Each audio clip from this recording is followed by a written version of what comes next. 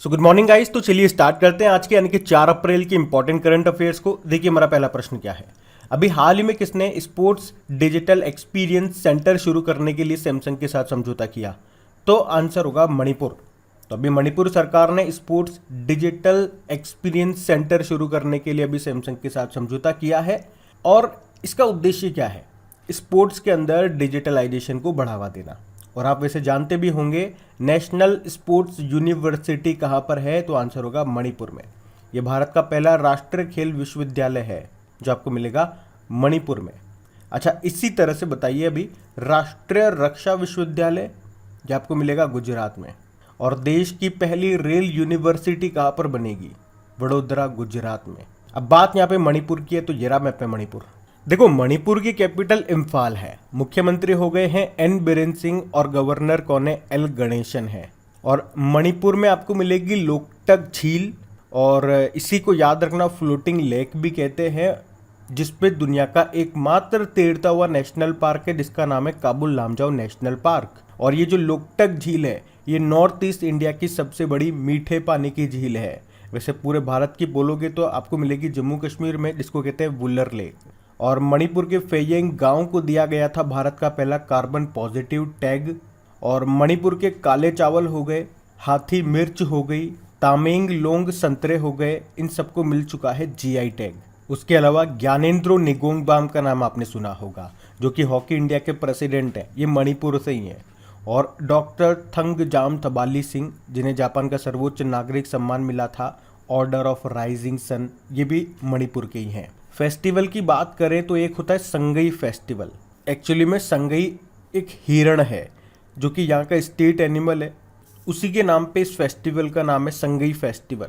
एक लाई हराउबा फेस्टिवल हो गया, एक नट संकीर्तन उत्सव हो गया, ये सब यहाँ पे मनाए जाते हैं। अभी यहीं पे ही 18वां कचाई लेमन फेस्टिवल मनाया गया था। मणिपुर से 2 खिलाड़ी आपको याद रखना है। एक तो एमसी मैरीकॉम हो गई जो कि बॉक्सर है, मणिपुर से हैं। एक मीराबाई चानू हो गई, वेट लिफ्टर है। आपको पता है टोक्यो ओलंपिक में 49 किलोग्राम कैटेगरी में सिल्वर जीता था इन्होंने, ये भी मणिपुर से है। और मणिपुर का मार्शल आर्ट कौन सा है? थांगटा है। तो ये सारे पॉइंट आप याद रख सकते हैं मणिपुर से, और याद होने भी चाहिए। अभी हम बढ़ते आगे।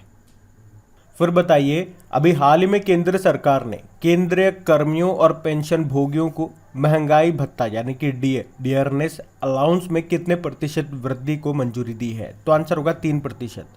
तो महंगाई भत्ता ये 3% से बढ़ा दिया गया है। और ये कब से लागू हो गया? 1 जनवरी 2022 से। तो अब वर्तमान में अगर बात करेंगे ये टोटल कितना हो चुका है? 34%। अच्छा मुझे आप बताओ वित्त वर्ष 2021-22 में निर्यात में कितने प्रतिशत की वृद्धि हुई थी? प्रतिशत में पूछ रहा है तो आंसर होगा 37%। यानी कि टोटल अब कितने तक पहुंच गया है हमारा निर्यात? $400 बिलियन तक। अच्छा, क्रिप्टो करेंसी की लेन देन से होने वाली आय पर, इनकम पर कितना % टैक्स देना पड़ेगा? तो आंसर होगा 30%।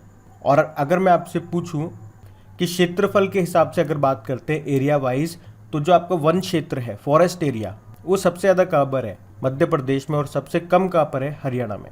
और परसेंटेज वाइज अगर बात करते हैं तो फॉरेस्ट एरिया सबसे ज़्यादा आपको मिलेगा मिजोरम में और सबसे कम हरियाणा में।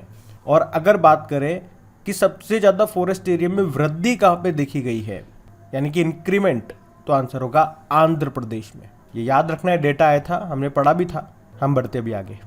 फिर बताइए अभी हाल ही में कहाँ पर यमुनोत्सव का आयोजन किया गया? तो आंसर होगा नई दिल्ली में। तो यमुनोत्सव 2022 का आयोजन किया गया है नई दिल्ली में। और इसका उद्देश्य क्या है? यमुना नदी की सफाई करना, मतलब लोगों को सफाई के बारे में जागरूक करना। उसके लिए अभी यमुना घाट पर ये यमुनोत्सव का आयोजन हुआ है। अच्छा बताओ यमुना नदी कहाँ से निकलती है? उत्तराखंड के यमुनोत्री ग्लेशियर से निकलती है, फिर जाती है उत्तराखंड में, उसके बाद हिमाचल प्रदेश, फिर हरियाणा जाएगी, दिल्ली, यूपी जाएगी और यूपी के प्रयागराज में गंगा नदी में जाकर के ये मिल जाती है। तभी आप कहते हो कि गंगा की सबसे बड़ी सहायक नदी कौन सी है? तो आंसर होगा यमुना नदी। अच्छा, अगर आपसे एग्जाम में पूछा जाए अभी जो सूरजकुंड क्राफ्ट मेला आयोजित हुआ था फरीदाबाद हरियाणा में, उसमें पार्टनर देश कौन था? उज्बेकिस्तान था। थीम राज्य था जम्मू कश्मीर।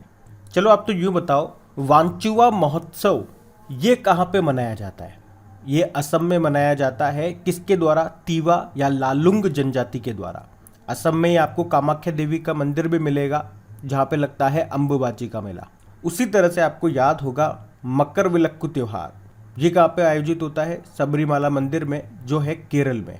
केरल में तो अट्टुकल पोंगल त्योहार भी होता है। ओणम फेस्टिवल भी यहाँ पे काफ़ी फेमस है। अच्छा, थाई पुसम कहाँ पे मनाया जाता है? ये तमिलनाडु में।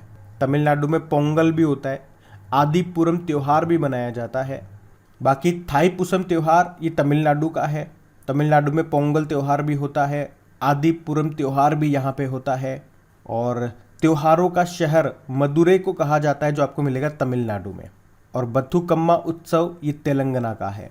बोनालू त्योहार ये तेलंगाना का है।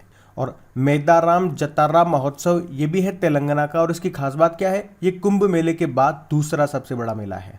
अगर आपसे पूछा जाए कि किस राज्य ने जगन्नाथ रथ यात्रा को स्टेट फेस्टिवल घोषित किया, तो फिर आपका आंसर हो जाएगा पंजाब। याद रहेगा। बढ़ते आगे। अच्छा बताइए, अभी हाल ही में किस राज्य सरकार ने नंदिनी शीरा समृद्धि सहकारी बैंक की स्थापना की है? तो आंसर होगा कर्नाटक ने। तो अभी कर्नाटक सरकार ने नंदिनी शीरा समृद्धि सहकारी बैंक की स्थापना की है। ये उनका अपना बैंक स्थापित करने का एक विशेष कार्यक्रम है, जो उन्हें अधिक से अधिक वित्तीय सहायता प्रदान करेगा और उनकी आर्थिक स्थिति में सुधार करेगा। अभी राज्य सरकार ने अपनी शेयर पूंजी के रूप में 100 करोड़ रुपए इसमें लगाए हैं। अब बात कर्नाटक की है, तो ये रहा मैप में कर्नाटक। देखो, कर्नाटक की कैपिटल बंगलुरु है। आपको पता है इन्फोसिस का हेडक्वार्टर हो गया, विप्रो का हेडक्वार्टर हो गया, हिंदुस्तान एरोनॉटिकल लिमिटेड का हो गया, इसरो का हेडक्वार्टर हो गया। ये सब आपको यहीं पे मिलेंगे। इसी को सिलिकॉन वैली ऑफ इंडिया भी कहा जाता है।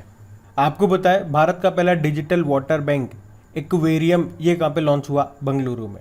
भारत का पहला artificial intelligence and robotics technology park ये कहाँ पे स्थापित हुआ? बंगलुरु में।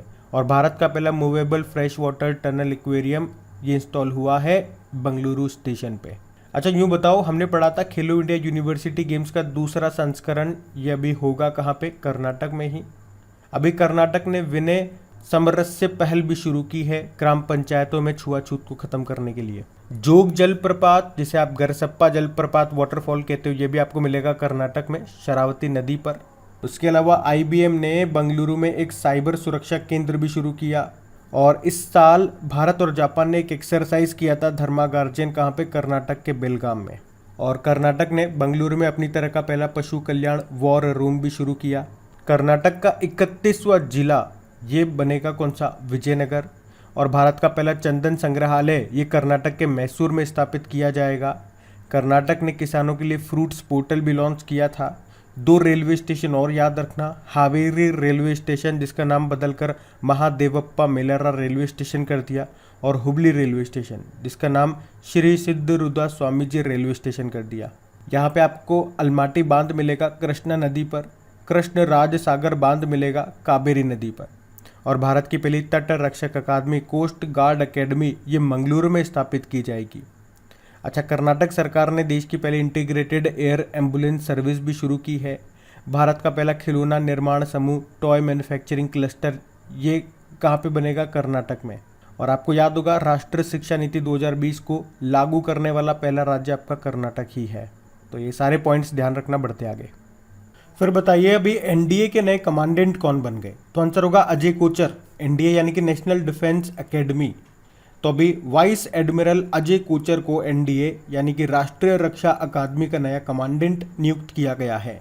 किनकी जगह ली इन्होंने? एयर मार्शल संजीव कपूर की। NDA की स्थापना होती है 1954 में। पुणे में आपको इसका हेडक्वार्टर मिल जाएगा और इसका मोटो होता है सेवा परमो धर्म।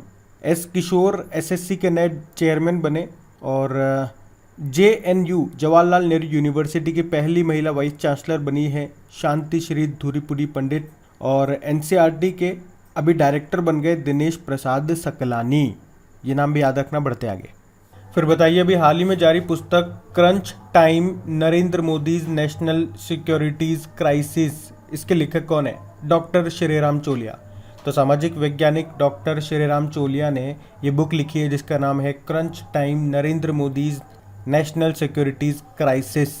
और इसे भी नई दिल्ली में जो हमारे विदेश राज्य मंत्री हैं मीनाक्षी लेखी उन्होंने लॉन्च किया है। बाकी ये डॉक्टर थॉमस मैथ्यू आपको पता होंगे, रतन टाटा जी की जीवनी लिखी इन्होंने जिसका नाम है Ratan and Tata the authorised biography. और उमा दास गुप्ता रविंद्रनाथ टैगोर जी के ऊपर बुक लिखी है इन्होंने, उस बुक का नाम है a history of Shri Niketan Rabindranath Tagore pioneering work and rural construction. और गीता पीरामल इन्होंने बजाज ग्रुप के पूर्व चेयरमैन राहुल बजाज की बायोग्राफी लिखी है जिसका नाम है Rahul Bajaj an extra ordinary life.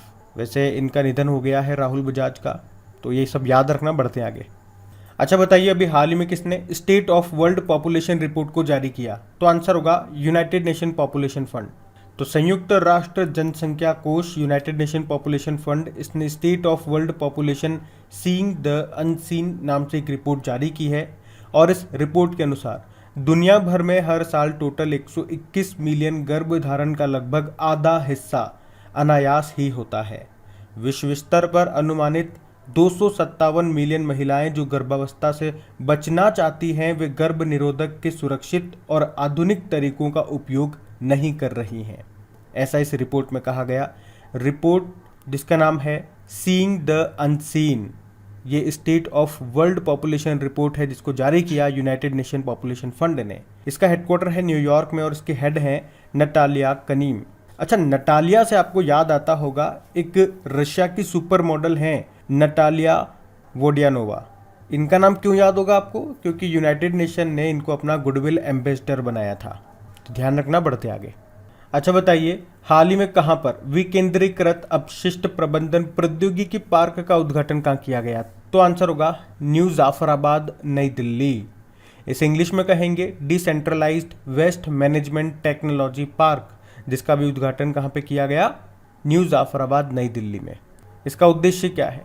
इसका उद्देश्य है वेस्ट का मैनेजमेंट करना, वेस्ट को वेल्थ में कन्वर्ट करना और खुले में होने वाले डंपिंग को, यानी कि खुले में जो कचरा फेंका जाता है उसको रोकना। तो अभी इस पार्क का उद्घाटन किया है भारत के मुख्य वैज्ञानिक सलाहकार chief scientific adviser Vijay Raghavan ने। अच्छा, इसी तरह से आपको याद होगा एमएसएमई मंत्रालय ने संभव और स्वावलंबन पहल शुरू की थी, जिसका उद्देश्य क्या था? जो युवा होंगे वो जो प्लास्टिक कचरा होता है उसका मैनेजमेंट करें, ताकि प्लास्टिक कचरे को भी हम अच्छे से मैनेज कर पाएँ और इसके जरिए युवाओं की भी इनकम जनरेट हो पाए। अच्छा, वेस्ट टू वेल्थ क्रिएशन कार्यक्रम कहाँ पे शुरू हुआ था? पश्चिम बंगाल के सुंदरबन में। वहाँ की महिलाओं के लिए इसको सिडबी बैंक ने शुरू किया था। और भारत का पहला जियो पार्क ये आपको मिलेगा मध्य प्रदेश के जबलपुर के लम्हेटा गांव में। और अभी स्टील कचरे से 1 किलोमीटर लंबी सड़क का निर्माण किया गया था गुजरात के सूरत में, तो ये भी ध्यान रखना, बढ़ते आगे। अच्छा बताइए, हाल ही में किस राज्य ने राशन की डोर स्टेप डिलीवरी की घोषणा की है? तो आंसर होगा पंजाब। तो अभी पंजाब के जो नए मुख्यमंत्री बने हैं आम आदमी पार्टी के भगवंत मान, उन्होंने घोषणा की है कि उनकी सरकार राज्य में राशन की घर घर डिलीवरी शुरू करेगी, जिसके जरिए सरकार लोगों के घरों तक राशन पहुंचाएगी। वैसे अरविंद केजरीवाल की जो सरकार है दिल्ली में, उन्होंने भी इस योजना को दिल्ली में शुरू किया था, लेकिन फिर बाद में केंद्र सरकार ने इस पर रोक लगा दी थी। अब बात पंजाब की है, तो ये रहा मैप में पंजाब। देखो, पंजाब की कैपिटल चंडीगढ़ है और यहीं पे देश का सबसे ऊंचा एयर प्यूरिफिकेशन टावर लगाया गया था। और चंडीगढ़ रेलवे स्टेशन को 5 star eat right station certificate भी मिला था। नए मुख्यमंत्री बन गए हैं भगवंत मान और यहाँ के गवर्नर हैं बनवारी लाल पुरोहित। पंजाब में आपको मिलेगा मोहाली इंटरनेशनल हॉकी स्टेडियम, जिसका नाम बलबीर सिंह सीनियर के नाम पे कर दिया गया। पंजाब ने, हमने बात की थी, जगन्नाथ रथ यात्रा को राज्य उत्सव घोषित किया है और यहीं पे ही मेरा घर मेरा नाम योजना शुरू हुई थी। एक्चुअली में ये जो मिशन लाल लकीर योजना है उसी का नया नाम है। और स्टार्टअप के लिए समृद्ध पोर्टल भी लॉन्च किया था। और पंजाब ने स्टार्टअप को बढ़ावा देने के लिए IM पंजाब पहल शुरू की थी, यानी कि इनोवेशन मिशन पंजाब। पंजाब ने कोरोना टीकाकरण अभियान का ब्रांड एम्बेसडर बनाया था सोनू सूद को। अच्छा, पंजाब के मार्शल आर्ट को क्या कहते हैं? गतका कहते हैं। उसके अलावा पंजाब ग्लोबल कोवैक्स अलायंस में शामिल होने वाला पहला भारतीय राज्य भी बना था। पंजाब का 23वां जिला कौन सा बना था? मलेरकोटला बना था, संगरूर जिले से अलग होकर के। और यहाँ पे आशीर्वाद योजना चलती है, जिसका पहले नाम हुआ करता था शगुन योजना। उसमें क्या होता है, गरीब परिवार की बेटी को जब उसकी शादी होती है तो उसमें सहायता राशि दी जाती है। कितनी? पहले 21,000 थी, अब उसे बढ़ा के 51,000 रुपये कर दिया। और पंजाब का राजकीय जलीय जीव किसे घोषित किया गया था? एक्वेटिक एनिमल, तो ब्यास नदी में पाई जाने वाली सिंधु डॉल्फिन को। ध्यान रखना, बढ़ते आगे। फिर बताइए अभी किसे infrastructure leasing and financial services के अध्यक्ष के रूप में नियुक्त किया गया, तो आंसर होगा CS राजन को।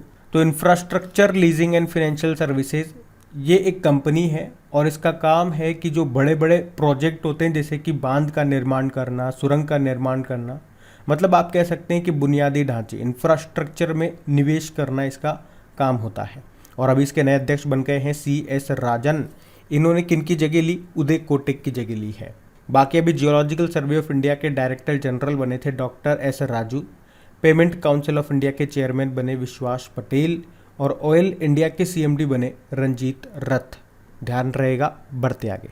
अच्छा बताइए, हाल ही में आग लगने के कारण चर्चा में रहा सरिस्का टाइगर रिजर्व ये किस राज्य में है? तो आंसर होगा राजस्थान।